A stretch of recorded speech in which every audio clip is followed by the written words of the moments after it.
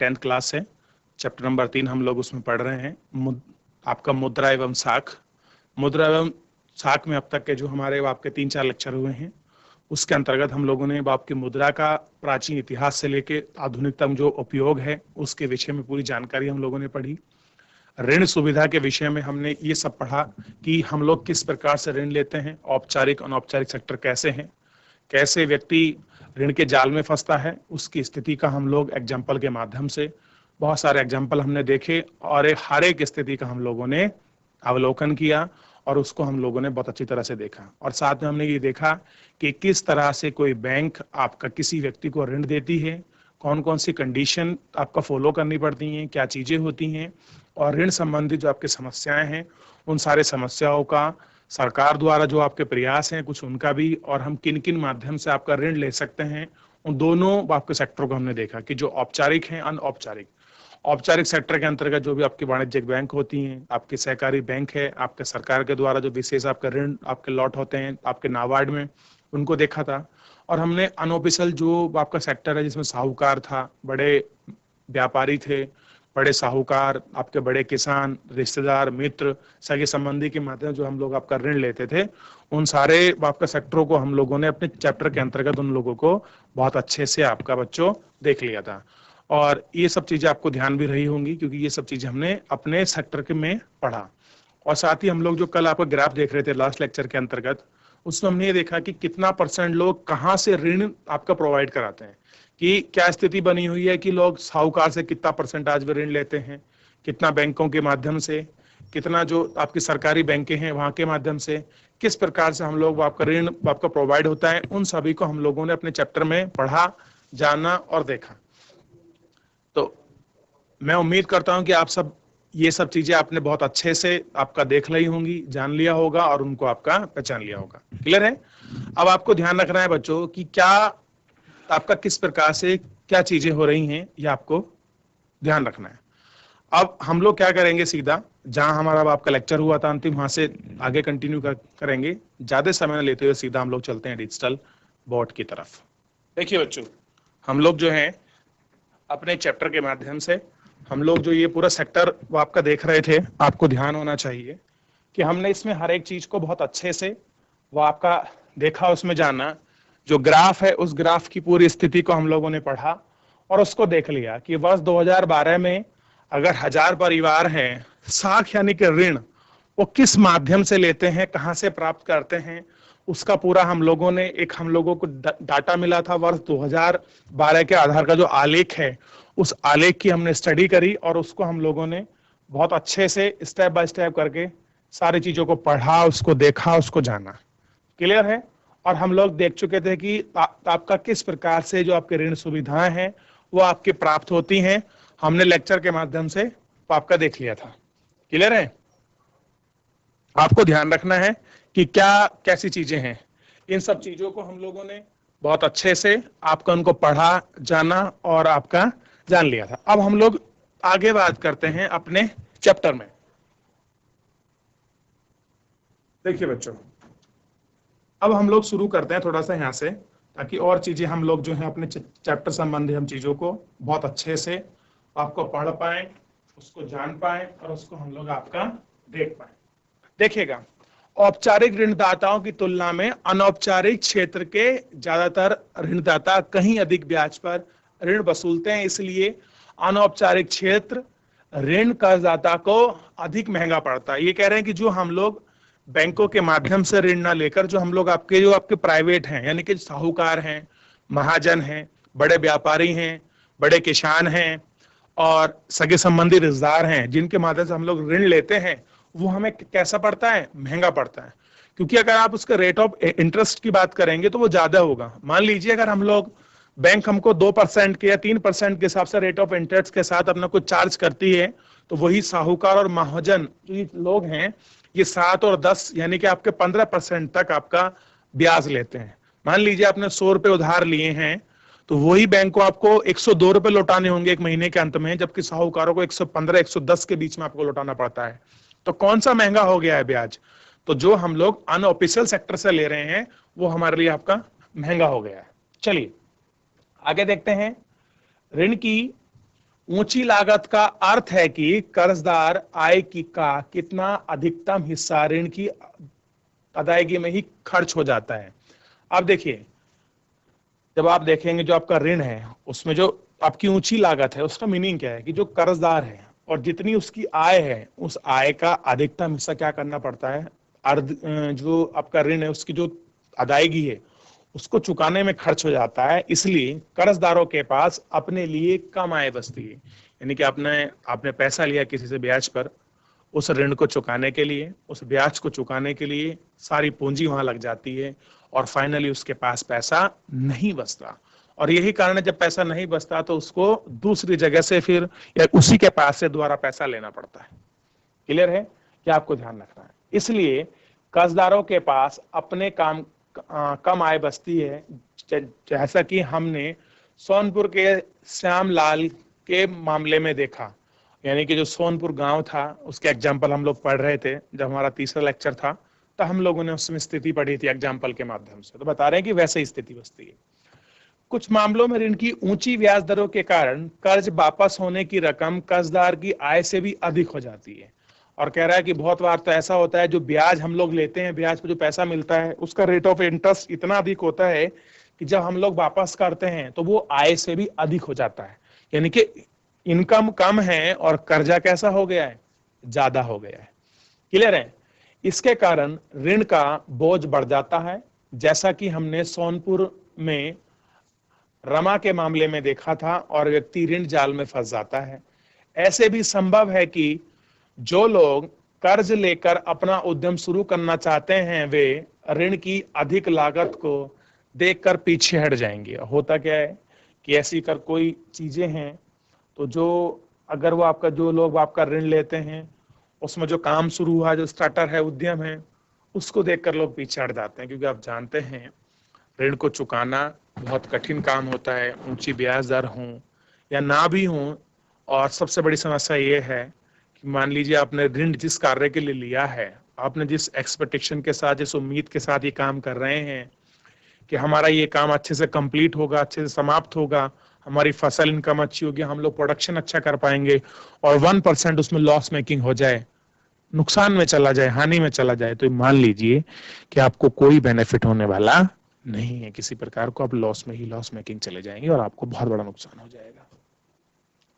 ठीक है, ये आपको ध्यान रखना है। अब देखिए, इन सभी कारणों को देखते हुए बैंकों और सहकारी समिति को ज्यादा कर्ज देना चाहिए। और कह रहे हैं इन सारे फैक्टरों को अगर हम स्टडी करें, देखें, तो ऐसा लगता है कि जो सरकारी बैंक हैं और जो सहकारी समिति है उन लोगों को ज्यादा कर्ज देना चाहिए। बच्चों, किसे देना चाहिए? जिन लोगों को कर्ज की आवश्यकता है उन लोगों को कर्ज देना चाहिए, ताकि वो लोग ऋण जाल में ना फंस सकें, साहूकार महाजनों के चक्कर में ना आए और ऊंची अधिक ब्याज दर पर उनको ऋण लेना ना पड़े। आगे देखते हैं, हम चीजों को समझेंगे, जानेंगे कि क्या किस प्रकार की स्थिति आपकी बनी हुई है। देखिए, और बहुत से लोग अपनी विभिन्न जरूरतों के लिए सस्ता कर्ज ले सकें। और क्या कारण है कि जो भी उनको जरूरत हो उसके लिए वो सस्ता ऋण आपका ले सकें। वे फसल उगा सकते हैं, कोई कारोबार कर सकते हैं, छोटे उद्यम आदि लगा सकते हैं, वे नए उद्यम लगा सकते हैं, या वस्तुओं का व्यापार कर सकते हैं। और क्या कर सकते हैं? जो वस्तु हैं वो उनका भी व्यापार कर सकते हैं, या वस्तुओं का व्यापार कर सकते हैं, ये तथा सस्ता तथा समर्थक के अनुकूल कर्ज देश के विकास के लिए अति आवश्यक है। कह रहे कि ये सब चीजें कैसी हैं? देश के विकास के लिए बहुत आवश्यक है। अगर हम लोग सस्ता कर्जा देंगे तो बड़ी आवश्यकता होगी, बड़ा बेनिफिट होगा उससे हमें। ठीक, अब देखिए, औपचारिक और अनौपचारिक साख से क्या मिलता है कि जो ऑफिशियल और अनऑफिशियल सेक्टर का जो ऋण है उससे क्या मिलता है। आलेख 2 में शहरी चित्रों के लिए ऋण के औपचारिक और अनौपचारिक महत्व को दिखाया गया है। आलेख में करीब से अमीर लोगों को 4 भागों में आपका बांटकर आपका देख सकते हैं कि शहरी क्षेत्र के निर्धनता परिवार के आपके कर्जों की 85% जरूरत औपचारिक स्रोत से पूरी होती है। इसलिए इसकी तुलना में आप शहरी इलाकों में अमीर परिवार से कीजिए। अब देखिए, थोड़ा कंपेयर करना है हमें, तो दोनों का कंपैरिजन कैसा होगा? अलग होगा। अलग में कैसे कि हम लोग क्या करेंगे कि हम शहरी कंपैरिजन करेंगे। क्लियर है? आप देखते हैं कि केवल 10% कर्ज अनौपचारिक स्रोत से, जबकि 90% औपचारिक स्रोत से ही लिया गया है। यानी कि शहर के अंदर जितना भी कर्जा लिया गया है उसमें 90% ऑफिशियल सेक्टर है, यानी कि बैंक के माध्यम से है, समितियों के माध्यम से है, और 10% कैसा है, अनऑफिशियल। जबकि गांव में इसका उल्टा मिलता है लगभग आपको, कि लोग 90%, 80%, 60% क्या करते हैं, अनौपचारिक सेक्टर से, साहूकार जमींदार से कर्ज लेते हैं। बाकी जो और खर्चा है, मतलब और कर्ज है, बाकी वो बैंकों के माध्यम से निर्भर रहना पड़ता है। आप ऐसे कहेंगे जो जागरूक किसान हैं वो लोग बैंकों का, आपके समितियों का सहारा लेते हैं, बाकी नहीं। अमीर परिवार औपचारिक ऋणदाताओं से सस्ता ऋण ले रहे हैं, जबकि गरीब लोगों को कर्ज लेना पर बहुत सारा पैसा देना पड़ता है।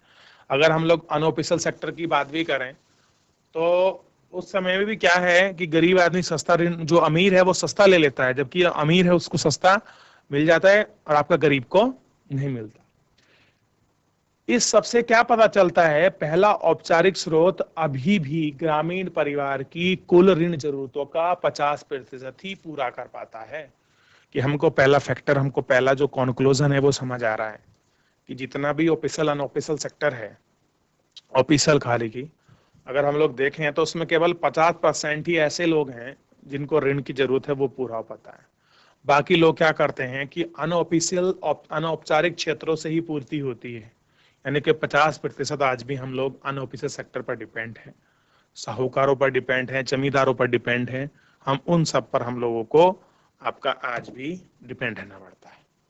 ठीक है, तो देखिए ऋण जो है वो बहुत जरूरी है किसी व्यक्ति को नए काम करने के लिए, चाहे उसको फसल उगानी है, कोई अपना एग्रीकल्चर के लिए, कृषि के लिए कोई यंत्र खरीदने हैं, मान लीजिए इमरजेंसी उसको कोई पड़ गई किसी प्रकार की, चाहे उसके हेल्थ रिलेटेड है, तो एक ऐसा मीडियम होता है कि आप आपकी जो जरूरतें हैं आप उनको तत्काल रूप से सॉर्ट आउट कर सकते हैं। लेकिन सॉर्ट आउट होती कैसे है? वो सॉर्ट आउट तभी होती हैं जब आपके पास पैसा हो, और नहीं है तो हम लोग ऋण का सहारा लेते हैं, और उस समय हम लोगों को ऋण बहुत ज्यादा महंगा मिलता है। क्योंकि बैंकों में आप देखें, एक मैं कमी आपको बताता हूँ, जो हमारा सरकारी तंत्र है, आप किसी साहूकार के पास जाइए, वो आपको विद इन 1 आवर्स के अंदर, 1 घंटे के अंदर आपको ऋण दे देगा। जबकि बैंक में 4-5 दिन, 1 हफ्ते का प्रोसीजर फॉलो होता है, तभी ऋण आपका मिल पाता है। तो लोग कुछ इस परेशानी से में ना फंसने के लिए, आपातकालीन स्थिति में ऋण प्रोवाइड करने के लिए, ये लोग कहाँ चले जाते हैं, आपका बैंकों के पास चले जाते हैं। सॉरी, आज जो अनऑफिशियल सेक्टर है उनके पास चले जाते हैं, बैंकों के पास नहीं जाते। अब देखिए, उधार पर आमतौर से ब्याज की दरें बहुत अधिक होती हैं, और यह उधार कर्जदाताओं क्या करता है, आपकी दिक्कतें बढ़ा सकता है। इसको हम लोग अगले पेज में देखेंगे। लेकिन सबसे पहले आप आलेख 2 को पढ़िए। जो आलेख 2 है, आप इसका थोड़ा सा एक बार देख लीजिए इसको। देखिए, शहरी परिवार द्वारा कुल ऋण का कितना प्रतिशत औपचारिक तथा कितना प्रतिशत अनौपचारिक सेक्टर से लिया जाता है। जो नीला है वो अनौपचारिक है, और जो औपचारिक है इस तरह से बैंगनी कलर में। अब देखिए, गरीब परिवार का जो 80%, 85% लोग ऐसे हैं, यानी कि 100 में से 85% लोग ऐसे हैं जिनको ऋण लेना है, वो आपका गरीब परिवार के लोग अनऑफिशियल सेक्टर, साहूकार, जमींदार, बड़े व्यापारी से ऋण लेते हैं। जबकि 15% बैंकों का, सरकारी जो समितियां उनका सहारा लेते हैं। और उधर बात करें हम लोग कम आय वाले परिवार, जिनकी इनकम बहुत कम है, बेसिक जो उनकी महीने का इनकम है, या आप ओवरऑल बात कर लीजिए उनका कम है, तो ऐसी स्थिति में क्या है बच्चों, ऐसी स्थिति में आप देख पाएंगे कि जो 53% है वो अनऑफिशियल सेक्टर है, और 47% ऑफिशियल सेक्टर है। यानी कि आधे से थोड़ा सा फालतू क्या है, आज भी लोग जो कम इनकम वाले वो अनऑफिशियल सेक्टर की तरफ ही ऋण लेने के लिए बढ़ते हैं। जबकि जो आपके समृद्ध परिवार हैं, यानी कि जिनमें ठीक ठाक हैं, अच्छी परिवार है, घर के इनकम है, काम उनका बहुत बढ़िया है, समृद्ध है, तो ऐसे परिवारों को अगर हम लोग ग्राफ में देखें, इस आलेख में देखें, तो आपको मिलेगा कि 82% लोग dependent on official sector, banking procedure follow करते हैं, सरकारी समिति से पैसा उठाते हैं, गवर्नमेंट के जो स्कीम वाउचर्स हैं उनसे बेनिफिट लेते हैं, और 28% ऐसे लोग हैं जो अपनी जरूरतों को पूरा करने के लिए 28% लोग, यानी कि 100 में से अगर आपके समृद्ध लोग हैं तो 28% ही लोग ही अनऑफिशियल सेक्टर से आपका ऋण लेते हैं। बाकी सब ऑफिशियल जितना सेक्टर है उसी से जो है अपना ऋण जो है वो आपका लेते हैं, और उसी से जो अपनी जरूरत की चीजें हैं उनको बहुत अच्छे से आपका पूरा कर लेते हैं। तो आप इसको देख पाएगी कैसे स्थिति आपकी बनी हुई है। क्या ये सब चीजें आप इनको बहुत अच्छे से पढ़ सकते हैं और इनको देख सकते हैं बच्चों। ठीक है, चलिए थोड़ा सा आगे देखते हैं। और अब हम बात करेंगे जो आपके रिचेस्ट फैमिली है, जो अमीर परिवार है।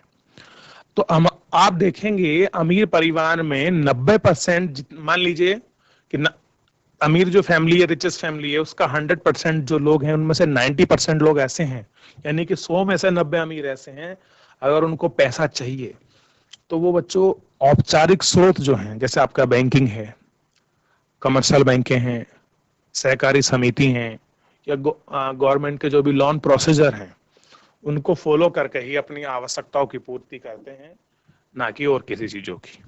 ठीक है, तो ये थोड़ा सा ये सब चीजें आप लोगों को देखना है और इनका आपको ध्यान रखना है। और 10% लोग ऐसे हैं कि जो अनऑफिशियल सेक्टर से लेते हैं। तो आपको ऐसा लगेगा कि जो पढ़ा लिखा वर्ग है, मेरे हिसाब से तो उन लोगों का रुझान ज्यादा है गवर्नमेंट बैंकिंग की तरफ, इन सब चीजों की तरफ।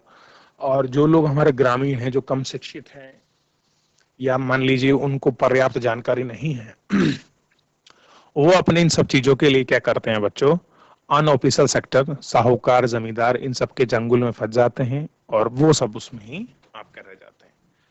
आप एक बार ना बच्चों मदर इंडिया ना पिक्चर देखिएगा, फिल्म है, उसमें आपको बहुत अच्छे से आपको दिखाया गया है कि साहूकार, जमींदार, व्यापारी, बनिए कैसे लोग जो हैं ये लोगों को अपने जाल में फांसते थे। आपको बहुत अच्छे से क्लियर हो जाएगा ये सब चीजें कि ब्याज का कैसे इतना लंबा प्रोसेस, हिसाब किताब चलता है। ठीक,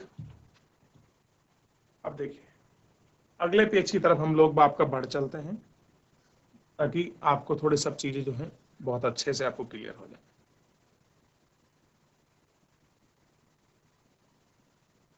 ये देखिए, आप इसको देखिएगा, आय बढ़ने का काम कम ही कर पाते हैं, यानी जो गरीब लोग हैं उनका जो आय बढ़नी वो कम ही कर पाते हैं। इसलिए बैंकों तथा सहकारी समितियों को अपना गतिविधियां विशेषकर ग्रामीण इलाकों में बढ़ाने की जरूरत है। अब कह रहा है कि अगर आपको लगता है कि हम लोग क्या करें कि जो ग्रामीण सेक्टर के लोग आपका ऋण लेते हैं उसका अनऑफिशियल सेक्टर से कम हो जाए, तो हम लोग क्या करना पड़ेगा कि हमें अपनी बैंकों को और अपनी सरकारी समितियों को हमने ग्रामीण क्षेत्र की तरफ उनकी जो एक्टिविटी है उसकी गतिविधियों को बढ़ाने की आवश्यकता है, ताकि लोग जागरूक हो सकें, लोग जान सकें उनके बारे में और उन चीजों को हम लोग प्रोवाइड करा सकें। क्लियर है?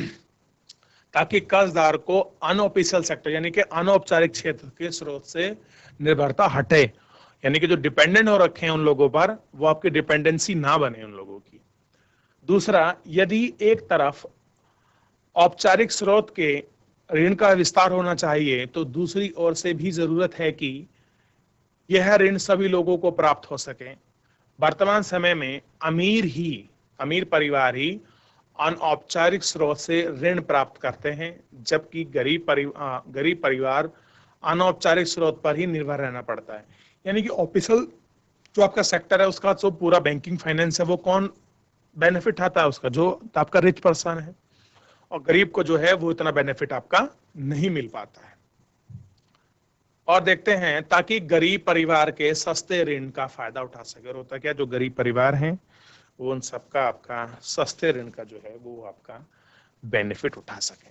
ये सब चीजें हम लोगों को आपका देखने। अब देखिए, एक व्यक्ति है, क्या आप मानते हैं कि बैंक मुझे ऋण देगा? आप कह रहे ये जो आपका व्यक्ति है जो आपका रजाई की सिलाई कर रहा है, एक मजदूर है जो अपनी रुई को काट कर उसको भर रहा है, क्या बैंक ऐसे को ऋण देगा? अब साहूकार तो दे देगा ऊंची ब्याज दरों पर। अब प्रश्न चिन्ह ये लगता है कि जो बैंकिंग है, जो हमारी बैंक व्यवस्था है, जो हमारी सहकारी समितियां हैं, तो फिर जो गवर्नमेंट के आपका प्रोविजन है, उन प्रोविजनों में क्या ये व्यक्ति फिट बैठता है? क्या इसको ऋण मिलेगा? हम लोगों को थोड़ा सा ये विचार करना है।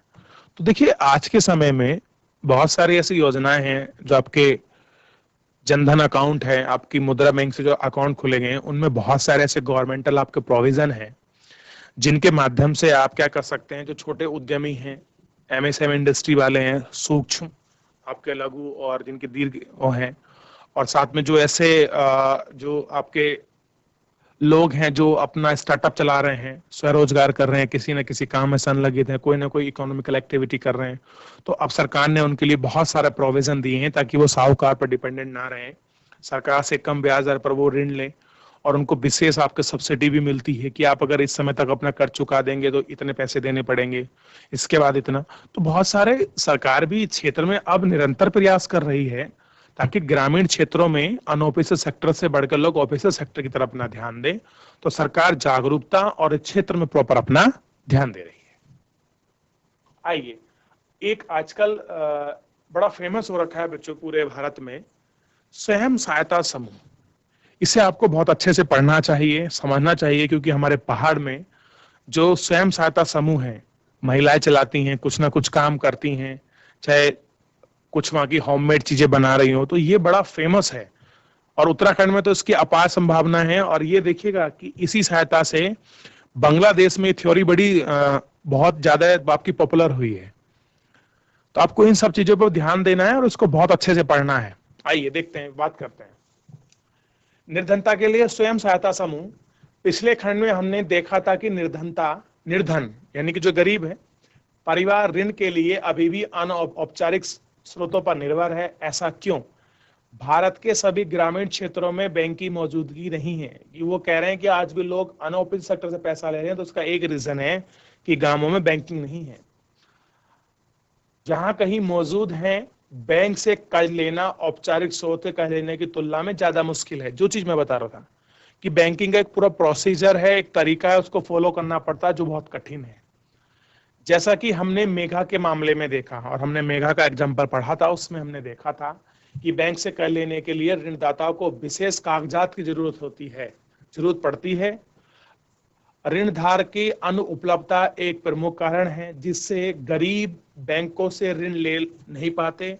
दूसरी ओर अनौपचारिक ऋणदाता जैसे साहूकार, कर्जदार और इन व्यक्तिगत स्तर पर जानते हैं, और इस कारण अक्सर बिना ऋणदाता के ऋण देने के लिए तैयार हो जाते हैं। मतलब बिना किसी शर्त के, बिना किसी गारंटी के जो है आपके अनऑफिशियल सेक्टर के लोग, साहूकार, जमींदार, व्यापारी वर्ग, उनको पैसा दे देते हैं।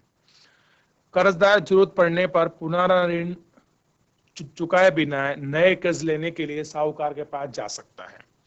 मान लीजिए कोई व्यक्ति है, अगर उसने अपना पुराना कर्ज नहीं चुकाया तो उसी के पास दोबारा वो ऋण लेने के लिए जा सकता है। लेकिन अब थोड़ी बैंकिंग की स्थिति हम लोग आपका देखते हैं कि बैंकिंग में क्या बना हुआ है। लेकिन पढ़िए, महाजन ब्याज दरें बहुत ऊंची रखते हैं। कह रहे जो आपके महाजन हैं, जो लोग आपको उनको ब्याज देते हैं, उनकी ब्याज दरें कैसी होती हैं? बहुत ऊंची रखते हैं। लेन देन की लिखत पढ़ी की पूरी जो लिखा पढ़ी भी पूरी नहीं करते और निर्धन कर्जदारों को तंग करते हैं। यानी कि जो ना तो लिखत पढ़त करते हैं, फिर बाद में अपना पैसा लेने के लिए उन लोगों को तंग करते हैं, और बाद में क्या करते हैं कि बेचारा जो व्यक्ति है जिसने कर्ज लिया, वो अपनी जमीन, कुछ ना कुछ गाय भैंस, वो सब उनको बेच देता है। हाल ही के वर्षों में लोगों ने गरीबों को उधार देने के कुछ नए तरीके अपनाने की कोशिश की है। इसमें से एक विचार ग्रामीण क्षेत्रों के गरीबों की, विशेषकर महिलाओं को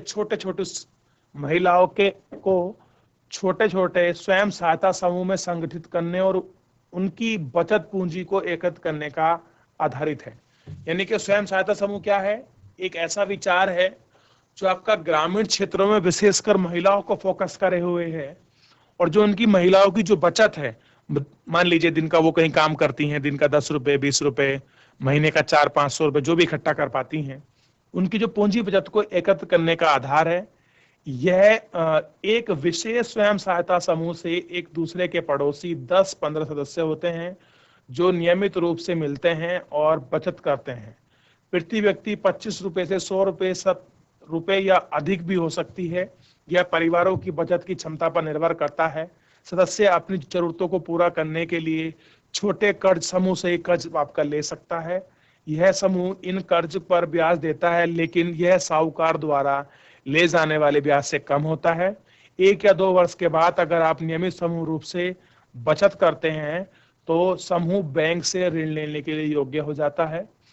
ऋण समूह के नाम पर दिया जाता है और इसकी मदद को सदस्यों के लिए स्वरोजगार के सर्जन अवसर करता है। उदाहरण के लिए वहाँ सदस्यों को छोटे छोटे कर्ज अपनी गिरवी जमीन छुड़वाने के लिए, कार्यशील पूंजी की जरूरत के लिए, खाद बीज बांस कपड़े खरीदने के लिए, घर बनाने, सिलाई मशीन, हथकरघा, पशु इत्यादि पशु खरीदने के लिए लिए जाते हैं।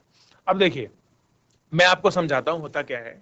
जो आपका स्वयं सहायता समूह है, इसमें क्या होता है, आपके ग्रामीण परिवार की 8-10 जो है वो आपकी महिलाएं होती हैं। इसमें क्या होती हैं, वो आपकी महिलाएं होती हैं। 10-15 महिलाओं का एक आपका ग्रुप बनता है, वो उनका सदस्य होती हैं। और ये लोग क्या करती हैं कि आपस में अपना पैसा जोड़कर उसको क्या करती हैं, उसको पैसा आपका जोड़ लेती हैं और उस पैसे से क्या करती हैं, कुछ सेविंग करती हैं और रोज उसको आपको इकट्ठा करती हैं। ऐसा करने से क्या होता है कि अगर ये प्रोसीजर 2-3 साल आपका फॉलो हो गया है तो बैंक उस समूह को ऋण देता है और ऋण बहुत आपके सस्ते ब्याज दरों पर होता है। और फिर ऋण को हम ऑफिशियल बन जाता है और बहुत सस्ती ब्याज दरों पर आपको जो ऋण चाहिए उन महिलाओं को जो उसके मेंबर हैं, बहुत सस्ती ब्याज दरों पर ऋण मिल जाता है। नया स्टार्टअप कर सकते हैं, मिलकर कोई नया रोजगार कर सकते हैं, स्वरोजगार को जन्म दे सकते हैं। तो ये हमारे राज्य में बड़ा फेमस है और ग्रामीण क्षेत्रों में इसकी अपार संभावना बढ़ती जा रही है। क्लियर है? तो आज के लिए क्या करेंगे बच्चों, हम लोग अपने लेक्चर को यहीं करेंगे क्योंकि समय समाप्त हो रहा है। अन्य लेक्चर हैं उनको हम लोग देखेंगे। तो आज के लिए इतना ही, मिलते हैं नेक्स्ट लेक्चर में। मैं उम्मीद करूंगा आप सब बच्चे इस घर जाकर इस लेक्चर को रिवीजन करेंगे। मान लीजिए आपको किसी प्रकार को डाउट, कोई क्वेरी है तो आप लाइव जुड़कर चैट के माध्यम से आप हम तक अपना प्रश्न पहुंचा सकते हैं। मुझसे जुड़ने के लिए आपका बहुत बहुत धन्यवाद।